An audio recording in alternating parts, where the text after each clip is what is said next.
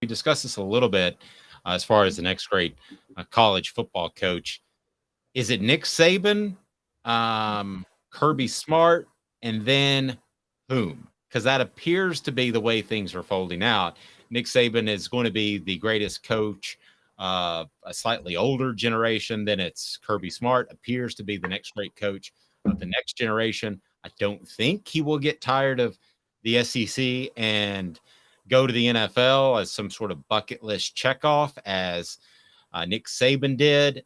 I think he learned from Saban. I think the jobs are viewed as much different now. So if I ask you which college football coach could be the next Nick Saban, Kirby Smart, who would you take? I got two options, but I think there's a clear-cut leader in this, and Okay. it's Brian Kelly. And I've been high on Brian Kelly from the start. I'm not just saying this because I said 15 years ago Tennessee should have hired Brian Kelly when they hired Lane Kiffin. I've been a huge Brian Kelly fan ever since that period. Brian Kelly made Butch Jones a success because Butch Jones just inherited what Brian Kelly built at two different stops. He is the best. We just talked about in-game strategy and in-game planning. I don't know how we forgot about Brian Kelly, by the way. He's a great X's and O's coach. He's the best X's and O's offensive coach LSU's ever had. I'm sorry I harp on this. LSU is the best job in America. It's the easiest job in America by far. It is the fourth best. Louisiana is the fourth best state in the country in terms of high school football talent that's in the NFL right now. And LSU is the only school that gets those players. There is no competition. Every other school you could think of that is in an elite football state has tons of competition, save for maybe Georgia. But even with Georgia, you got Alabama and Florida State and other schools coming in, Clemson coming in, and Tennessee coming in to take talent. Nobody's coming into LSU. I think the next Nick Saban or Kirby Smart's in the sentence. I think it's Kirby Smart, because I think he's going to do it for a couple of decades, given his age. And I think he's going to push 5 national titles, barring some sort of burnout factor, which always could happen. But I think the next Kirby Smart or the next Nick Saban is Kirby Smart, and he's right in front of us. Click on that like button, the thumbs up button helps bring more people in. And so Travis and some people like to give Caleb a hard time about the LSU thing. Listen, Caleb's exactly right, because the kids don't want to leave the state of Louisiana if LSU offers.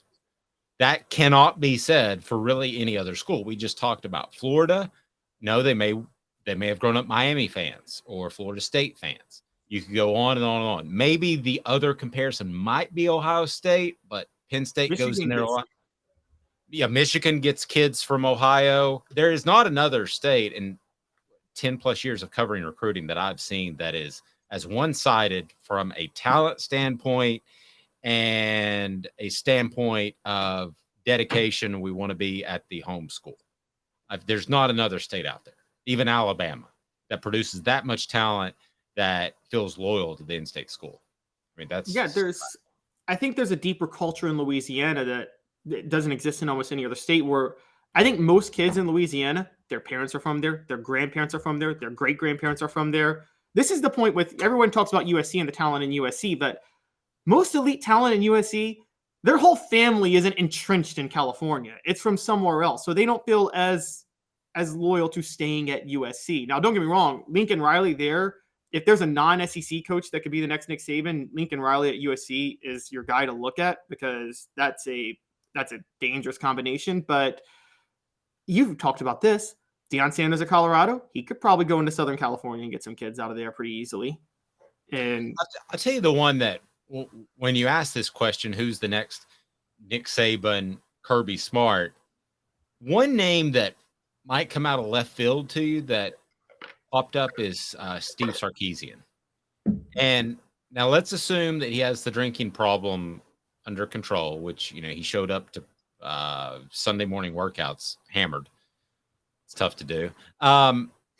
He has just a really highly respected offensive mind. And I think it's the type of approach that he can be multiple.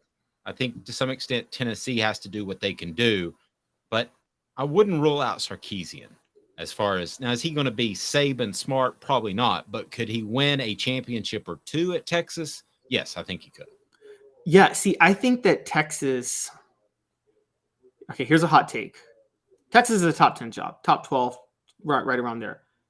I don't think it's a job where you're capable of producing a Alabama Nick Saban level dynasty unless you go there with instant credibility the way Nick Saban came to Alabama with the national championship already under his resume. And I say that about Texas because there's a lot of competition for Texas kids. Yes. I mean, so much. You got Texas A&M, TCU, Oklahoma can come in and really compete with Texas for Texas kids. And yeah, I mean, you mentioned TCU. I mean, with that offense, yeah, TCU will go head to head against Texas at some point in the very near future, maybe the next recruiting cycle, and win some battles head to head because of what they did in the college football playoff last year. Oh, exactly. I agree. And I mean, have you noticed that? Here's the real kicker. Texas hasn't had a top 10 finish in football. I don't believe, someone can quote me on this. Maybe they had one with Tom Herman, but as far as I'm aware, they haven't had a top 10 finish in football ever since Baylor had its first top 25 finish under Art Briles in 2010. As more schools got successful in the state of Texas, it's just not that, it's not as easy of a job as people think it is. And by the way, I think that's why they joined the SEC. They needed something else beyond just being Texas to get a recruiting edge.